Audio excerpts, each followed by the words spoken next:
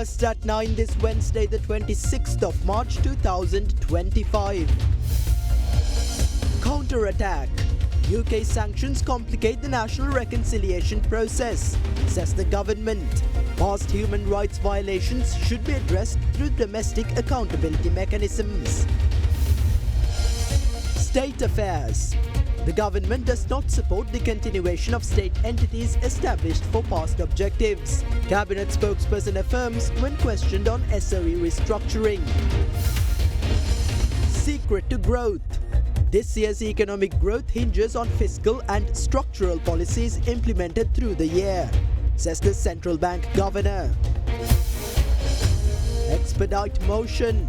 The governing party's motion to remove IGP Deshabandhu Tennakoon from office to be presented to Parliament on April 8th or 9th. Chino Dairy, Sri Lankawama, Kiren Perata. Obe Vishwasi Dinu Sensorain, then Langamati Pharmacy in Labagata Hacker. Kanta Parisan karagattොත් අපි පරිසම්. ඉතින් මොකටද නිකන් නාගන්නේ? ස්වදේශී කොහොඹ lemon grass අද කාලෙට ෆ්‍රෙෂ්ම විසඳුම. This is Derana First at 9. Live from Studio 24 in Colombo. Good evening and welcome to First at 9, brought to you by Sri Lanka's most trusted news source, Derana. I'm Tarindu Mahendra, joining you live with the latest in Sri Lanka and around the world. Now, in your top story tonight, the Sri Lankan government today officially responded to the recent British sanctions against 4 Sri Lankans, including 3 former Tri-Forces commanders and a former deputy minister, claiming that these sanctions were a unilateral action taken by the UK government. The Sri Lankan Foreign Ministry in a statement said such actions do not assist but complicate the national reconciliation process underway in Sri Lanka, and reiterated that any past human rights violation should be dealt with through domestic accountability mechanisms. Meanwhile, former President Mahinda Rajapaksa also condemned the sanctions, categorically denying allegations of widespread human rights violations during the war. The United Kingdom on the 24th of March imposed sanctions on 4 Sri Lankans, including 3 former Tri-Forces commanders and a former deputy minister whom it claims are responsible for serious human rights abuses and violations during the Sri Lankan civil war, including extrajudicial killings, torture and/or perpetration of sexual violence. Those sanctioned include former Chief of Defence Staff General Shavendra Silva, former Navy Commander Admiral of the Fleet Wasantha Karannagoda, former Army Commander General Jagat Jayasuriya, and former Eastern Province Commander of the LTTE Vinayagamurthy Muralidharan, also known as Karuna Amman, who later became a deputy minister in the Sri Lankan government.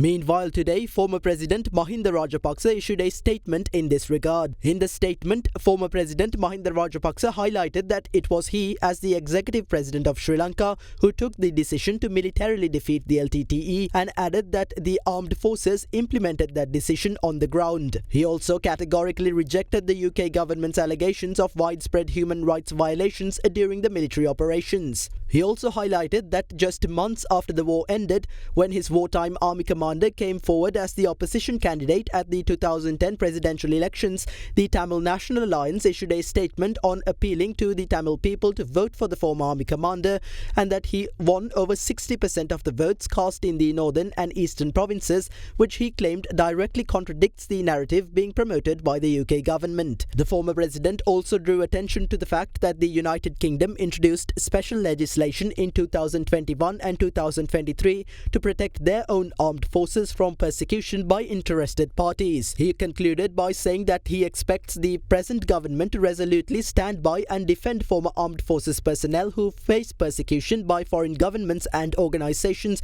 for doing their duty to safeguard Sri Lanka's national security. Meanwhile, several other parties also commented on the matter. The war heroes who put an end to this nation's civil war have been targeted by an international force. However, the government still has not revealed their stance on this. The government, which failed to disclose their stance on the relevant matter, has taken legal action against the IGP over an incident that took place during an operation to combat organized crime. During the war in Iraq, the United Kingdom launched an internal internal investigation to probe their interventions into the war. This is known as the report of the Iraq Inquiry or Chilcot Report. The United Kingdom, which hid away their report, has imposed sanctions on former Triforces commanders and a former deputy minister over combating terrorism in the country. Therefore, President Derana must question the British High Commission about this. The President should interrogate them on the Chilcot Report as part of that discussion about this decision.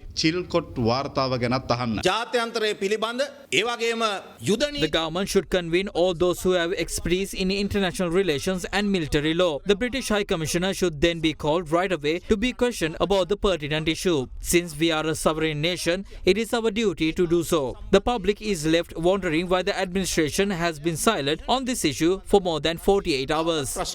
Against this backdrop, the Sri Lankan Foreign Ministry issued a statement this evening clarifying the Sri Lankan government's official stance in regard to the sanctions. The Foreign Ministry in its statement said that although the press release in which the UK Foreign Commonwealth and Development Office announced the sanctions refers to a commitment made during the election campaign to ensure those responsible are not allowed impunity, the sanctions were a unilateral action taken by the UK government. It added that such unilateral actions by countries do not assist but serve to complicate the national reconciliation process underway in Sri Lanka. The Foreign Ministry highlighted that the Sri Lankan government is in the process of strengthening domestic mechanisms on accountability and reconciliation and added that any past human rights violations should be dealt with through domestic accountability mechanisms. The Foreign Ministry said the Sri Lankan government's position was conveyed by Foreign Minister Vijay Herath to British High Commissioner to Sri Lanka Andrew Patrick today at the Minister of Foreign Affairs, Foreign Employment and Tourism. Union Assurance. චන්දුරුසුමේ කාගෙන් බලා සිංහ TV සඳහා සුපිරි deal.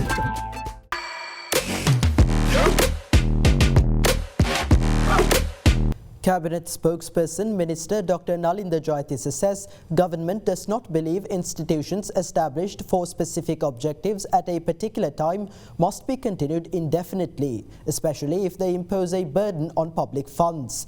Speaking at the Cabinet briefing today, the Cabinet spokesperson further stated that the motion to remove IGP Deshabandhu Tennakoon from office will be presented to Parliament on the 8th or 9th of April. දෙවිව ගත කරන්න සෝදානමක් පවතිනවානේ. මොකද ඇමතුමා මෙතන මේ රජය අරන් තියෙන මේ ප්‍රතිපත්ති මේ වෙනස පහුගිය රජ්‍ය ප්‍රතිපත්තියයි මේ රජ්‍ය ප්‍රතිපත්තියයි දෙකම එකයිනේ මෙහෙම බලනකොට. රජයටත් වාණිජමය නොවන ආයතන පිළිබඳ An official committee headed by the Secretary to the Prime Minister was appointed to conduct a review and submit a report with recommendations on non-commercial government entities. This committee has submitted reports on 160 entities. Since 34 of these entities are related to higher education, recommendations regarding them were obtained through a separate subcommittee. The remaining 126 entities have been categorized into 9 groups and recommendations have been submitted accordingly. These recommendations are not final decisions. The committee has provided its assessment after examining the reason for the establishment of these entities, their relevance in the current context, whether there are other institutions providing these same services, and the financial burden on the Ministry of Finance. These reports have been approved by the Cabinet. However, no final decision has been made regarding the implementation of these recommendations and further time will be required. We do not think that institutions established for specific objectives at a certain time must be continued indefinitely. ආරම්භ කරපු ආයතන සියල්ලම එලෙසම කරගහගෙන යන්න ඕන කියන ස්ථාවරය අපි නැහැ. ඒ වගේම සතොස් ආයතනයේ පවා දැන් කිව්වා මෙතන බදු දීමක් කරනවා කියලා. කෙටි කාලීනද දන්නේ බදු දීම දෙන්නේ. සතොස් සම්බන්ධයෙන් ඈවර කිරීමට The Board of Directors of the Cooperative Wholesale Establishment has proposed a development plan for an entity that was previously decided to be liquidated. Under this plan, details have been outlined on how wholesale operations will be conducted, how existing assets will be utilized, and how the cooperative should engage in manufacturing and distribution. We also discussed how these assets will be leased on a short-term basis to create more business opportunities, such as providing transportation and fuel distribution. To implement this plan, the previous cabinet decision regarding the liquidation of the cooperative wholesale establishment must be revoked. Act. That is the purpose of the recent cabinet decision. කිරීම සඳහා තමයි cabinet මණ්ඩල යෝජනාවක් ඉදිරිපත් වුණේ. පෞගේ දවසක නැගෙනහිර පළාතේ අන්තවාදී කල්ලියක් පිළිබඳව කතා වුණා. දැන් ඒ අන්තවාදී කණ්ඩායමේ නම පැහැදිලි, නායකයා පැහැදිලි. හැබැයි අද වෙනකන් කිසිදු අත්අඩංගුවට ගැනීමක් සිද්ධ වෙලා නැහැ. ඒ සම්බන්ධයෙන් සුපරීක්ෂාකාරීත්වයෙන් බුද්ධ්‍යංශ ආරක්ෂක අංශ ඉන්නවා. අවශ්‍ය මොහොතේදී එයට එරෙහිව නීති ක්‍රියාත්මක වෙනවා. අදානි සමාගම සම්බන්ධව හිටපු ජනාධිපති රනිල් වික්‍රමසිංහ ප්‍රකාශ කරනවා බල ශක්ති ගිවිසුම් වෙනස් කිරීම ආයෝජකයන් අධෛර්යමත් කිරීමක් කියලා වත්මන් ජනාධිපතිතුමාගෙන් විශේෂ ඉල්ලීමකුත් කරනවා මේ ආයෝජකයන් සම්බන්ධව. අදානි පමණක් නෙවෙයි ඉන්දියාවෙන් විතරක් නෙවෙයි ලෝක. Regardless of whether an investment comes from Adani, India or any other source, we evaluate it based on its benefit to the country. If the previous government under Ranil Wickremesinghe had negotiated a deal with more favourable terms, we would not have had to make this decision. If Adani has indicated that pricing adjustments are possible, then there is no reason for Ranil Wickremesinghe to be alarmed. When obtaining services, our primary focus is the benefit to the country, and we believe investors are also aware of this.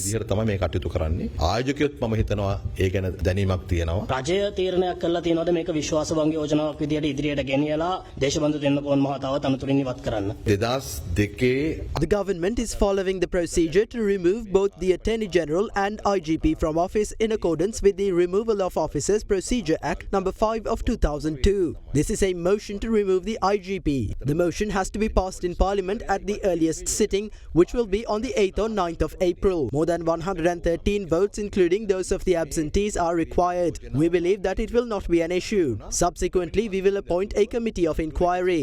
According to the Act, the committee will comprise 3 members. The report of the committee will be submitted to the Speaker of Parliament, and the procedure will only be completed when a motion to remove the IGP is passed in Parliament again with over 113 votes. The government is working in line with this procedure. All the accusations made against the IGP will be investigated. Investigations will be conducted on how he received a salary from other companies when he was serving as a government employee. His name was mentioned on the list of names on the Sri Lanka Cricket Board. The committee will also investigate how he operated a distillery at home. යෝජනාව ඇවිල්ලා තියෙන්නේ දේශබන්දු පොලිස්පති තනතුරෙන් ඉවත් කරන්නද? එහෙම නැත්නම් පොලිසියෙන් ඉවත් කරන්නද? පොලිස්පති තනතුරේ. ඒතර තනතුරෙන් ඉවත් කරොත් ඒක කියන්නේ අර කලින් තිබිච්ච මේ සීනියර් DIG තනතුරට යනවද? ඒක බලන්න මෙතනින් යට. We will think about that once we get there. If the allegations of misconduct are proven, he won't be able to remain in state service, nor will he receive a pension. Legal action will be taken against him afterwards. එතනින් පස්සේ නීති ක්‍රියාත්මක වෙනවා. Sri Lanka is set to repeal the Foreign Loans Act since the procedures that should be followed in obtaining and managing foreign loans are covered by the Public Debt Management Act. Meanwhile, Cabinet approval was granted to implement the National Anti-Corruption Action Plan for 2025 through 2029. With that, here's more on these and other decisions taken during this week's Cabinet meeting. The Cabinet of Ministers has granted approval for the implementation of the National Anti-Corruption Action Plan for 2025 through 2029. The plan has been formulated with the participation of domestic and international stakeholders. Approval was also granted to publish the Foreign Loans Abolishment Bill in the Government Gazette and present it to Parliament for approval. The bill was drafted to repeal the Foreign Loans Act No. 29 of 1957 and all amendments thereto, since the procedures that should be followed in obtaining and managing foreign loans are covered by the Public Debt Management Act No. 33 of 2024. Meanwhile, Cabinet granted approval to amend the Land Acquisition Act No. 9 of 1950 with the aim of minimizing the time taken for the acquisition of lands, simplifying the land acquisition procedure and introducing a unified procedure to pay compensation. The then Cabinet of Ministers, during a meeting on the 11th of January 2021, granted approval to draft the relevant amendments, and the legal draftsman had informed that the policy approval of the current Cabinet is required to complete the preparation of the draft amendments. Cabinet also approved the publishing of a bill drafted to amend the Companies Act No. 7 of 2007 in the Government Gazette and submitting it to Parliament for concurrence. The bill aims to amend the Companies Act to remedy the shortcomings related to the transparency of legal persons' meaningful rights according to international standards, to prevent money laundering, financing of terrorism and other illegal activities. Meanwhile, the Ministry of Health has issued a Gazette notification for the implementation of a maximum retail pricing mechanism for medicines. The maximum retail price of medicines is set to be determined based on a number of variables, including the dollar exchange rate. The extraordinary Gazette notification issued by the Ministry of Health stipulates that the maximum retail price of a medicine is to be determined based on cost, insurance and freight, duties and taxes, and the supply chain total markup. In determining the maximum retail price, the US dollar exchange rate is to be considered based on the average value of the past 3 months as published by the central bank. The National Medicines Regulatory Authority is authorized to review the maximum retail price twice a year, and it may revise the maximum retail price if it considers it necessary in the public interest if there is a fluctuation of the exchange rate beyond an accepted tolerance level. Meanwhile, the maximum ceiling price for medicines is to be determined by considering retail prices across different pharmacies and market shares of brands and generics using a statistical method involving the median retail price. Additionally, medicines cannot be sold above the maximum ceiling price. If the maximum retail price of a medicine is lower than the maximum ceiling price, it cannot be increased, and for newly registered medicines, if the maximum retail price exceeds the maximum ceiling price, the maximum ceiling price is to be adopted as the retail price. The Medicines Regulatory Authority is authorized to revise maximum retail prices and maximum ceiling prices based on market conditions to improve access to medicines. Fast track your career from O levels with eSoft. ඩයිබටිසෝල් සීනිවලින් පරිස්සම් වන ඔබට අමතක නොවන පෝෂණය. Kelani wire කිසි ගින්නක් නෑ. කිසි ගින්නක් නෑ. Kelani fire shield wire.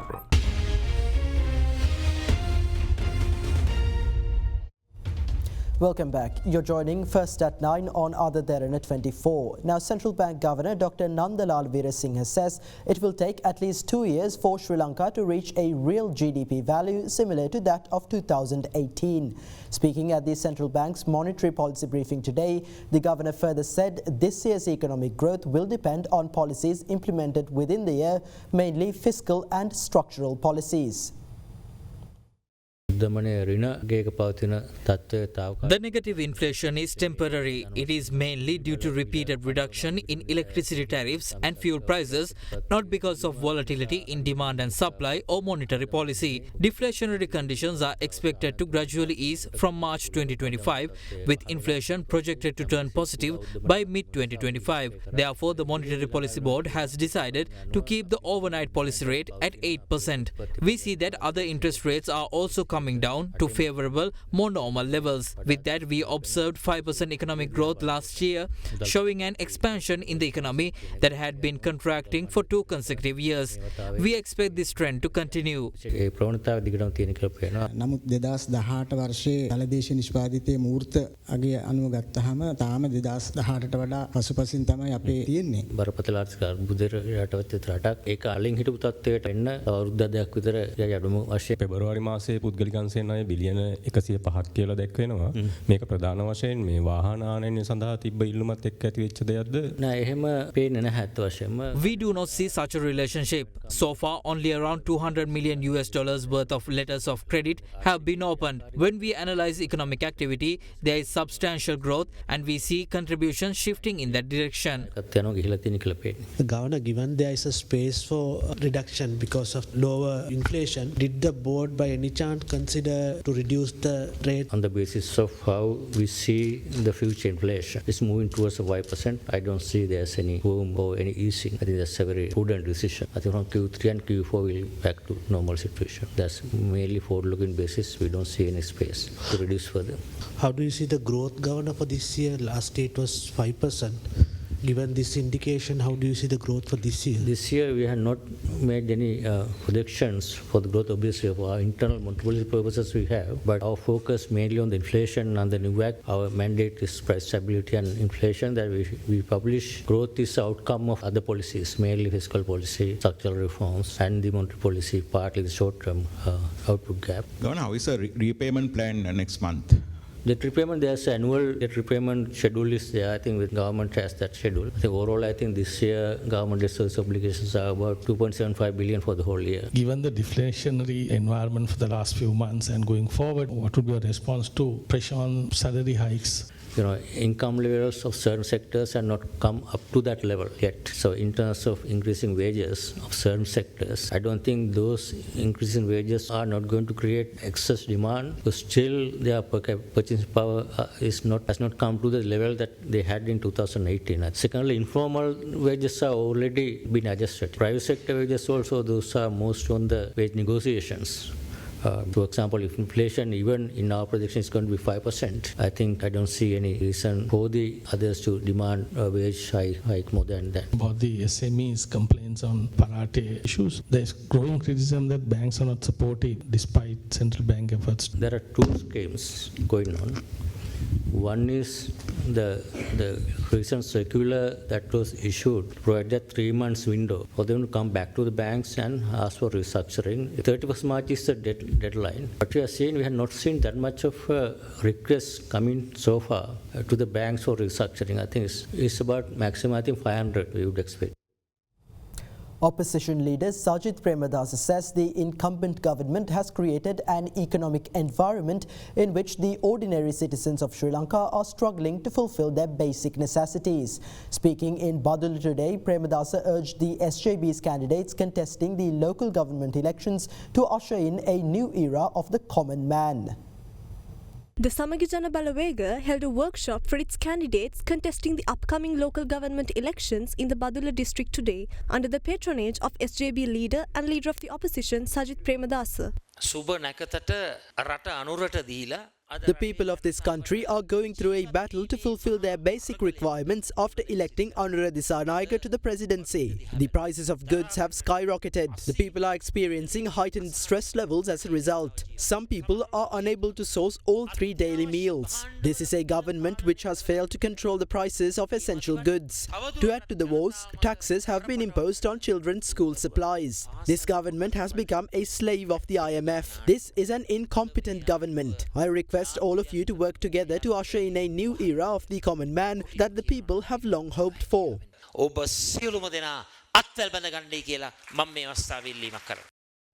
Meanwhile, leader of the Sarva Jana Balaya parliamentarian Dilith Jayawira claims that the Sarva Jana Balaya is the only party that operates with a strategy constructed within an ideological and scientific framework. Addressing an event in Colombo, Jayawira went on to say that no other party except the Sarva Jana Balaya has presented proposals on how they plan to serve the public if elected to office in the upcoming local government elections. The Colombo district edition of the island-wide series of programs to inform the local government election candidates of the Sarva Jana Balaya was held today under the patronage of the party leader, parliamentarian Dilith Jayawira.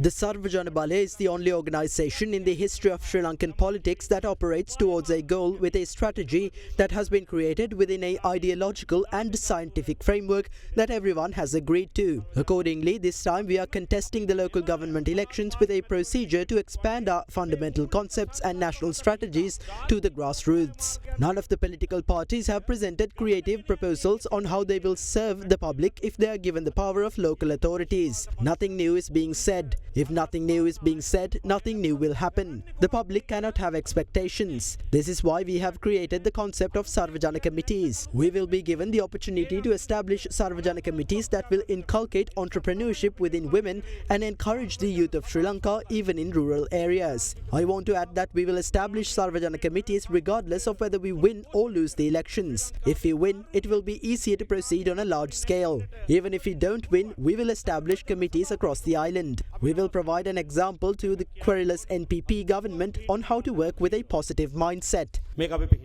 පිටවල උදාහරණයක් දෙනවා ලංකාවේ මාලිමා ආණ්ඩුවට ධනාත්මකව හිතලා කොහොමද වැඩ කරන්න කියලා.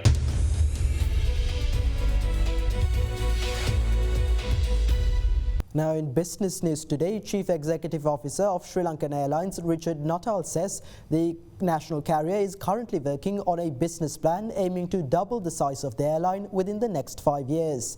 Speaking at a keynote interview at the Aviation Festival Asia 2025, Nuttall also confirmed that the Sri Lankan government plans to keep the ownership and management of the airline within Sri Lanka and added that the airline is exploring different options for securing future investment.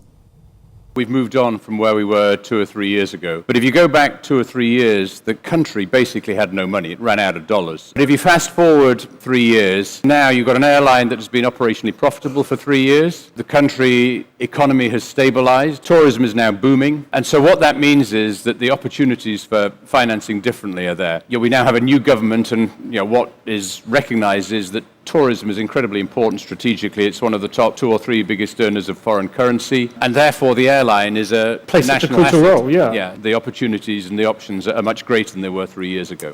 What do you want the goal to be for the longer term? How do you want Sri Lanka in a position to be rebuilt? We've got a business plan, but what it basically says is we should be double this size within 5 years. And so I think the view is we need to be about twice what we are today, but a lot of it is just about frequency. So I think our first challenge is frequency, and then we'll start to add new destinations. During COVID, foreign carriers stopped flying, and in those times it's incredibly important, particularly if you're an island, that you have a national carrier. And even today, nearly 40% of the tourists that come to the island are carried by Sri Lankan. So we play a very, very important role, and the government understands that, but it's really important that we remain relevant and we grow with the market. Do you dare to dream about the longer term? About you talk about existing, fulfilling growth for existing frequencies, but there's still a lot of untapped demand that you guys potentially have. The what ifs is how much bigger could you ultimately get? So Sri Lankan has a massive opportunity. If you look at its location, obviously you've got the demands of tourism, you've got a Sri Lankan diaspora, but even if you look at the Indian Ocean, the massive growth of India next door, and you look at our geography and the traffic flows that we have the ability to feed that not many others can compete with, this airline could be in a really different place in a few years with the right investment. Can you just give an insight into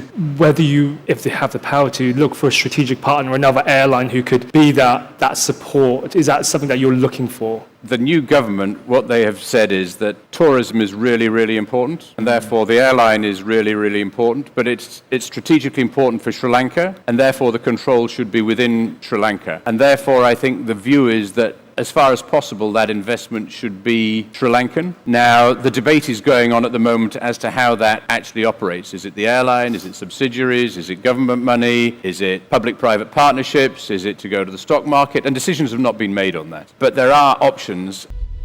Now in your stock update today, the Colombo bourse continued to close in red today as a result of price losses in counters such as Selinco Holdings, John Keells Holdings and Hatton National Bank. The all-share price index closed 0.38% lower at 15,847.8 points, while the S&P SL20 edged down by 0.33% to close at 4,741.9 points.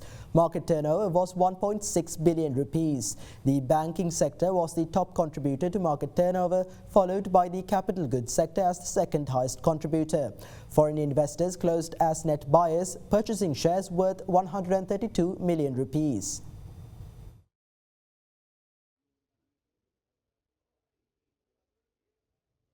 And up next, we have Minal Wickremege from Capital Alliance with some thoughts on the current status of the economy in our next segment, Economic Outlook.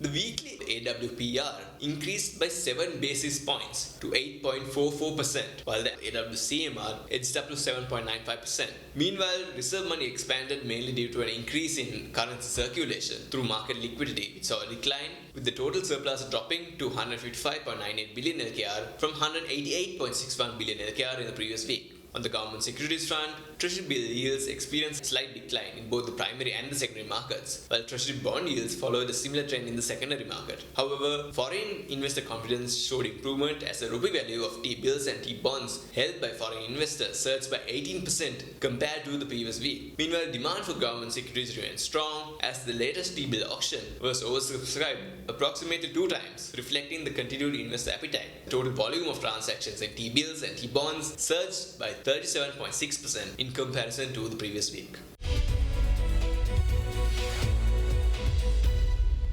And that's all for tonight on First at 9. Thank you for joining. Have a great night.